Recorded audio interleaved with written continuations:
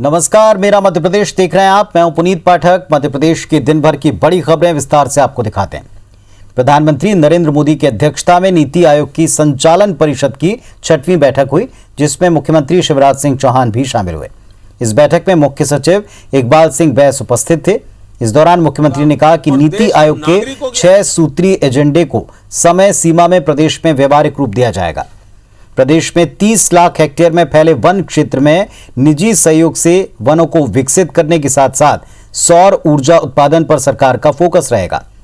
मुख्यमंत्री ने तीनों कृषि कानून को क्रांतिकारी कदम बताते हुए कहा कि ये किसानों की आय दोगुना करने का सशक्त जरिया है।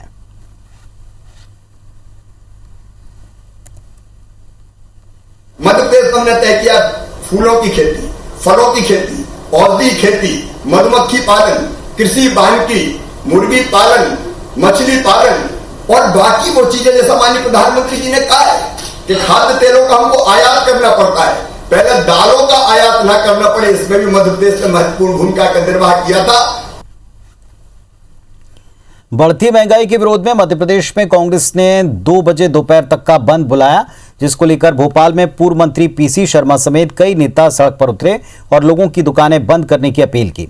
इस दौरान पीसी शर्मा समेत कई कार्यकर्ताओं को हिरासत में लिया गया। पुलिस ने मुस्तैदी दिखाते हुए चेकिंग अभियान चलाया।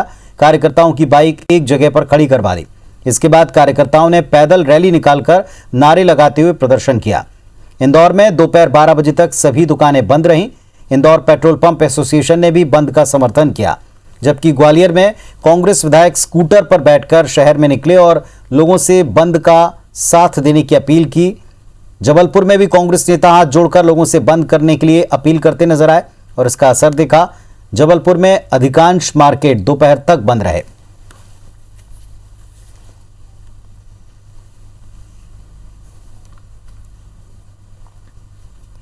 प्रदेश में पेट्रोल डीजल के बढ़ते दाम को लेकर शनिवार को कांग्रेस ने प्रदेश बंद का आह्वान किया, जिसका उज्जैन के कुछ दुकानदारों ने विरोध किया। कांग्रेस कार्यकर्ताओं ने कुछ व्यापारियों को डराने धमकाने की कोशिश की। बताया गया जब वो ना माने तो दुकानदारों को मनाने के लिए कांग्रेस के युवा कार्यकर्ताओं ने 1000 रुपए दिए, जिसके बाद दुकानदारों ने अपनी दुकानें बंद की। इसका एक वीडियो चर्चा में है। इसमें उज्जैन जिला युवा कांग्रेस के अध्यक्ष भरत शंकर जोशी दुकानदार को रुपए देते नजर आए।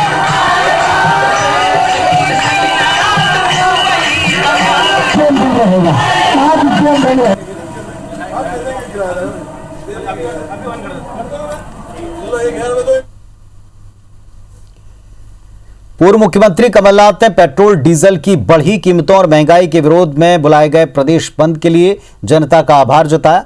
कमलनाथ ने कहा कि मध्य प्रदेश में महंगाई के कारण हर वर्ग परेशान है। उन्होंने कहा डीजल, पेट्रोल, रसोई गैस की जो कीमतें बढ़ी हैं वो ऐतिहासिक हैं। पड़ोसी मुल्क में भी इस तरह की कीमतें नहीं हैं। कमलनाथ ने सरकार पर आरोप लगाया कि बुनियादी चीजों पर सरकार का कोई ध्यान नहीं है। कमलनाथ ने आगे बड़ा आंदोलन करने की चेतावनी दी। मैं मध्य प्रदेश की जनता को धन्यवाद देता हूं। उन्होंने आज जो कांग्रेस ने आह्वान किया था बंद का, उसमें सहयोग किया। आज हर वर्ग मध्य प्रदेश में परेशान है।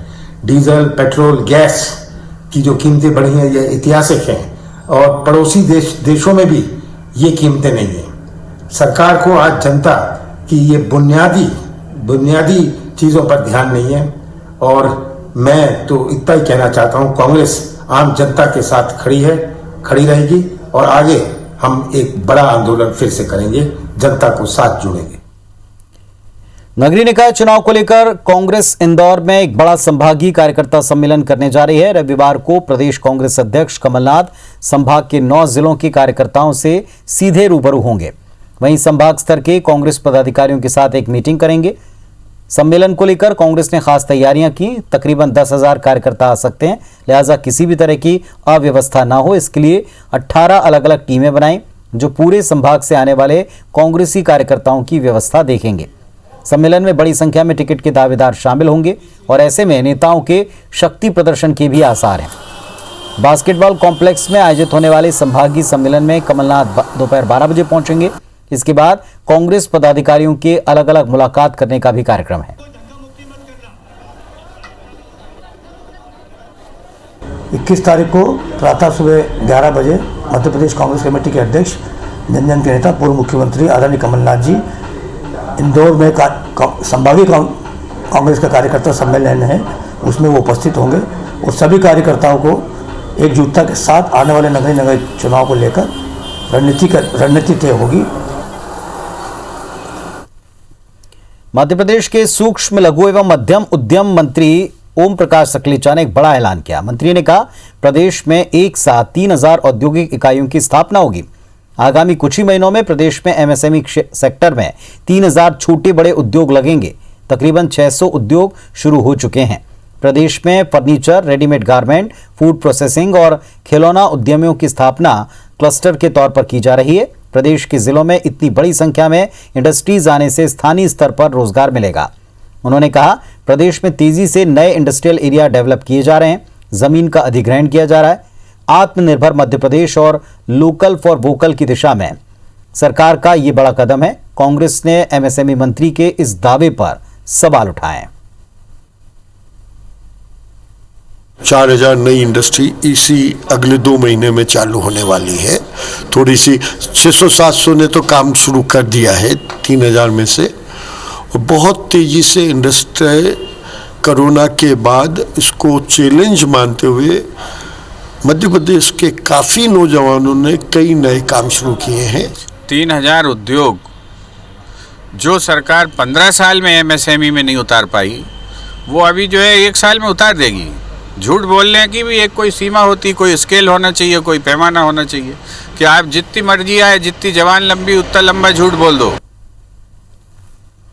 सांसद विवेक शेजवलकर ने ग्वालियर प्रवास पर आए उत्तर मध्य रेलवे के महाप्रबंधक विनय कुमार त्रिपाठी को रेल सुविधाओं को लेकर सुझाव दिए। उन्होंने कहा, ग्वालियर रेलवे स्टेशन के सौंदर्यीकरण के लिए प्रस्तावित परियोजना में प्लेटफॉर्म क्रमांक 1 के गेट नंबर 1 के हेरिटेज स्वरूप को यथावत रखा जाए, क्योंकि ये ग्वालियर के ऐतिहासिक और पुरातात्विक महत्व को दर्शाता है। उन्होंने कहा कि विस्तार कार्यों को स्टेशन के गेट नंबर 2 की तरफ से शुरू किया जाए, क्योंकि यहां पर विस्तार के लिए पर्याप्त जगह है। शेजवलकर ने प्लेटफॉर्म क्रमांक 4 पर एक्सीलेटर लगाने और दिव्यांगों के लिए अतिरिक्त रैंप बनवाने, पार्किंग व्यवस्था बढ़ाने पर बातचीत की।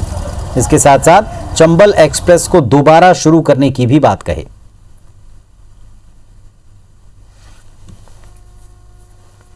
ग्वालियर के अंदर एक तो जो स्टेशन का कायाकल्प होने जा रहा है, तो मैंने सुझाव ये दिया है कि जो हेरिटेज स्वरूप है वो रखा जाए और 2 नंबर की साइड में और अधिक विस्तार हो।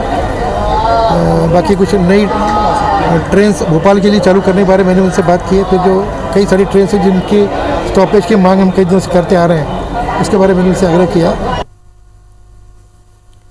दतिया पहुंचे गृह मंत्री नरोत्तम मिश्रा ने कई कार्यक्रमों में शिरकत की। उन्होंने दतिया महोत्सव का शुभारंभ किया तो वकीलों के सम्मान समारोह में शामिल हुए। इसके बाद उन्होंने राज्य स्तरीय दंगल प्रतियोगिता का शुभारंभ किया। इस दौरान गृह मंत्री ने खिलाड़ियों में खेल भावना होने की सीख दी। कहा कि स्वस्थ शरीर में स्वस्थ मन होता है। जब शरीर स्वस्थ होता है तो मन भी स्वस्थ रहता है, और जब तन और मन दोनों स्वस्थ होते हैं तो सभी कार्य बनते जाते हैं। गृह मंत्री ने मंच से कुछ पंक्तियां दोहराई। मिश्रा ने कहा, उसूलों पर अगर आंच आए तो टकराना जरूरी है, अगर जिंदा हो तो जिंदा नजर आना जरूरी है। मिश्रा के इस अंदाज के सियासी गलियारे में अलग अलग मायने निकाले जा रहे हैं। ऐसा इसलिए क्योंकि ये पंक्तियां ज्योतिरादित्य सिंधिया की याद दिलाती हैं। कांग्रेस सरकार गिराने से पहले सिंधिया ने नाराज होकर यही पंक्तियां कही थी। अगर जिंदा हो तो जिंदा नजर आना जरूरी है। फूलों पे जो आंच आए तो टकराना जरूरी है। अगर जिंदा हो तो जिंदा नजर आना जरूरी है। तो इन सबका अब अभी उनकी दावत लगेगी। अवस्थी इंदौर पूर्व क्षेत्र के एसपी ने भूमाफिया के खिलाफ चलाए जा रहे अभियान के तहत अब एसआईटी का गठन किया है। एसपी ने एसआईटी टीम के सभी अधिकारियों के साथ बैठक कर आगे की रूपरेखा तैयार की। खजराना पुलिस ने भूमाफियाओं के खिलाफ 5 से अधिक एफआईआर दर्ज की हैं। खजराना पुलिस ने भूमाफियाओं के घरों पर छापेमारी कर भूमाफिया की गिरफ्तारी करने का अभियान चलाया, लेकिन उसके पहले भूमाफिया शहर छोड़कर भाग निकले। हालांकि खजराना पुलिस ने अपने अपने क्षेत्रों में रहने वाले भूमाफिया के खिलाफ एफआईआर दर्ज की। अब एसआईटी टीम के अधिकारी भूमाफिया के खिलाफ अभियान चलाएंगे, उन पर कार्रवाई करेंगे। देखिए, कुछ समय से ये पुलिस को कंप्लेंट प्राप्त हो रही थी कि एक जो कार्टेलाइजेशन है भूमाफिया का वो सक्रिय है यहाँ पे। तो इसमें से 4 FIR खजराना थाने में है और 2 FIR MIG थाने में है। और इसमें से जो आरोपी हैं, आरोपियों में से 2 आरोपी पुलिस की गिरफ्त में हैं। इसमें जो है एक खजराना थाने के लिए एक और MIG थाने के लिए एक 2 SIT टीम का गठन किया गया है। रीवा के त्योंथर विधानसभा क्षेत्र से भाजपा विधायक श्यामलाल द्विवेदी का एक गीत इन दिनों सोशल मीडिया पर तेजी से वायरल हो रहा है। किसान और जवान को समर्पित लिखे गए और गाए गए इस गीत को लोग बेहद पसंद कर रहे हैं। केंद्र सरकार के कृषि कानून को लेकर विरोध थम नहीं रहा है और ऐसे में सरकार और नेताओं ने इस कानून को जन जन तक पहुंचाने के लिए लगातार प्रयास किया है।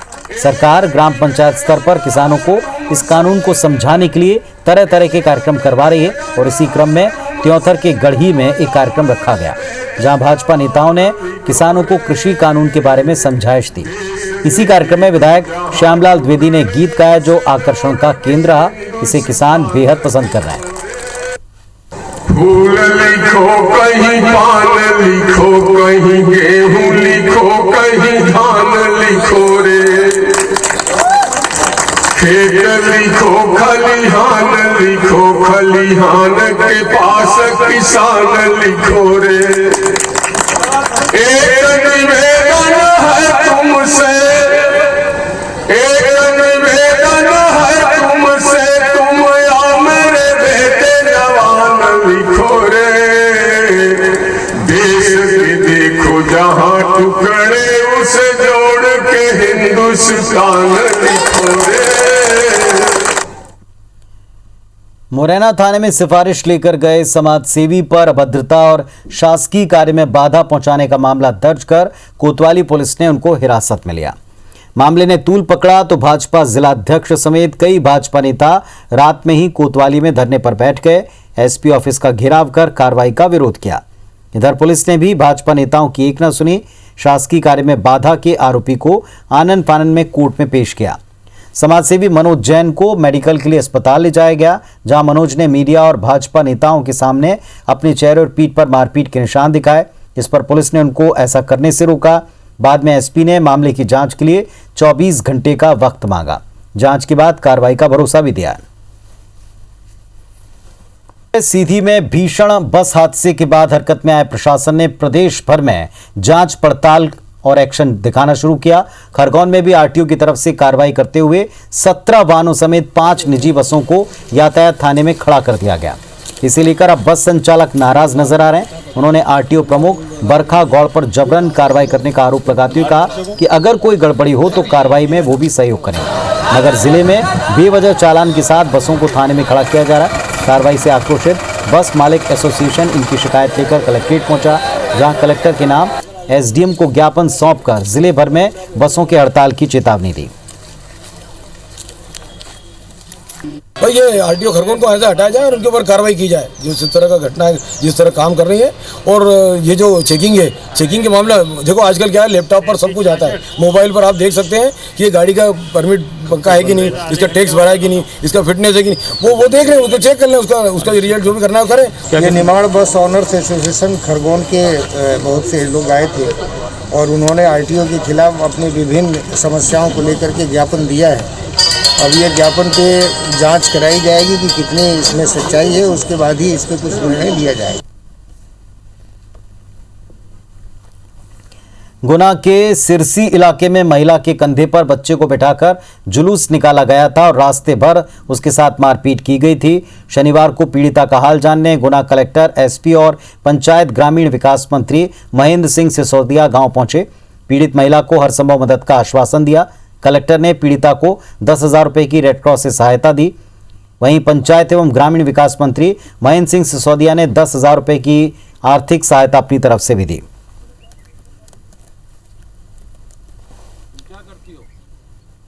तो दुर्भाग्यपूर्ण घटना है और इनका ये जो सामाजिक कुरीतियां हैं उसके तहत ये घटना घटित हुई है और हम जन जागृति का अभियान चालू करेंगे और सभी भील समाज, बारेला समाज, पटेलिया, भिलाला सब में करेंगे और अगर कोई भी इसके बाद भी समस्या आती है तो कानून अपनी कार्रवाई करेगा और इस केस में भी ऐसे ही हुआ है। इंदौर क्राइम ब्रांच पुलिस ने बड़ी कार्रवाई करते हुए अंतर्राज्यीय सिकलीगर गिरोह के 5 सदस्यों को गिरफ्तार किया। 29 पिस्टल, 22 देसी कट्टे, 14 जिंदा कारतूस बरामद किए। आरोपी न केवल मध्य प्रदेश बल्कि अन्य राज्यों में अवैध हथियारों की सप्लाई करते थे। इस गिरोह में बिहार, औरंगाबाद, बड़वानी और धार के सिकलीगर शामिल हैं। आरोपी इंदौर शहर में बड़ी संख्या में अवैध हथियार खरीदने बेचने के उद्देश्य से आए थे। पुलिस आरोपियों से खरीदी और बिक्री के बारे में पूछताछ कर रही है। क्राइम ब्रांच पुलिस को सूचना मिली थी कि इंदौर के बदमाश गोविंद भाट को अवैध हथियारों की डिलीवरी करने के लिए आरोपी उसके घर आने वाले हैं। इसके बाद पुलिस ने टीम गठित कर बदमाशों की घेराबंदी की।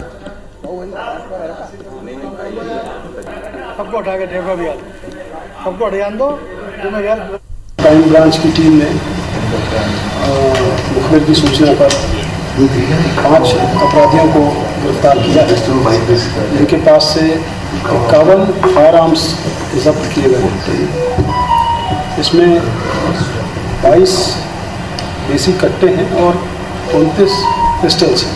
इनको जो विक्रय करने के हिसाब से ये लोग योजना बना रहे थे। खजुराहो के कॉन्वेंट स्कूल की प्रिंसिपल पर एक महिला ने धर्म परिवर्तन के लिए दबाव बनाने का आरोप लगाया। महिला ने स्कूल प्रिंसिपल के खिलाफ एक आवेदन खजुराहो थाने में दिया। दरअसल पीड़ित महिला का आरोप है कि 2016 से वो कॉन्वेंट स्कूल में काम कर रही हैं।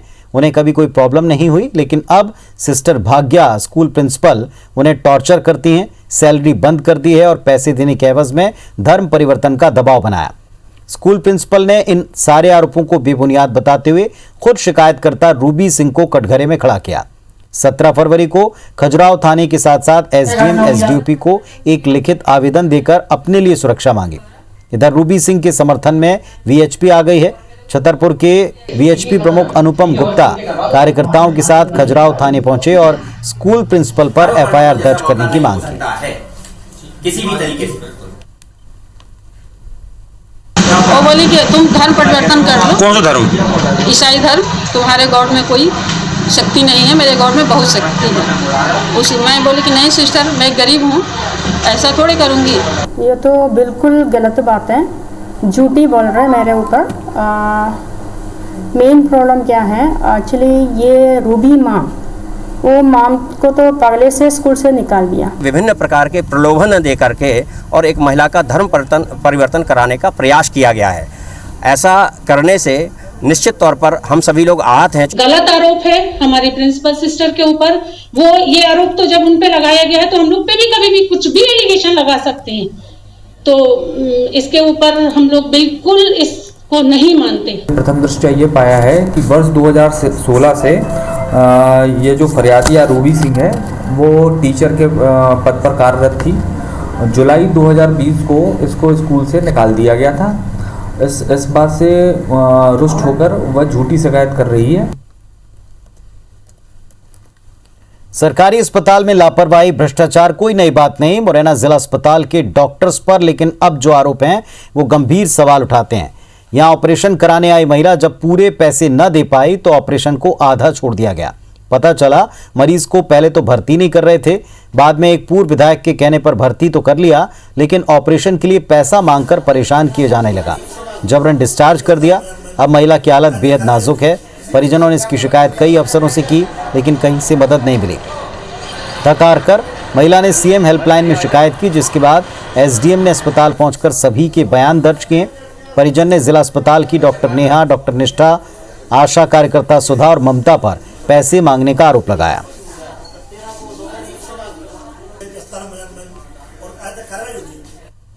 इन्होंने कोई ट्रीटमेंट नहीं दिया और मेरी माँ को 18 तारीख को यहाँ से बेइज्जती करके निकाला गया कि इसको भगाओ, यहाँ से निकालो। ना डिस्चार्ज दिया, ना कोई मेरी माँ को ट्रीटमेंट बताया। आज मेरी माँ इतनी बीमार है कि उनको इतनी ब्लीडिंग हो रही है, घर पे उनकी बहुत ज़्यादा तबीयत खराब है। अगर कुछ भी होता है तो उसका जिम्मेदार ये जिला अस्पताल का पूरा स्टाफ है। एसडीएम साहब आए थे जिस मामले में, उसमें एक कोई मनीषा तोमर है, उसकी एक सीएम हेल्पलाइन जरूर आई थी। बच्चेदानी की स्थिति ऐसी नहीं थी कि वो निकाली जा सके, तो वो ऑपरेशन पूरा ना होकर उसको बंद कर दिया। ये मेरे संज्ञान में है, इसके अलावा मेरी कोई बात संज्ञान में नहीं है। तो इस बुलेटिन में फिलहाल इतना ही। दीजिए इजाजत, नमस्कार।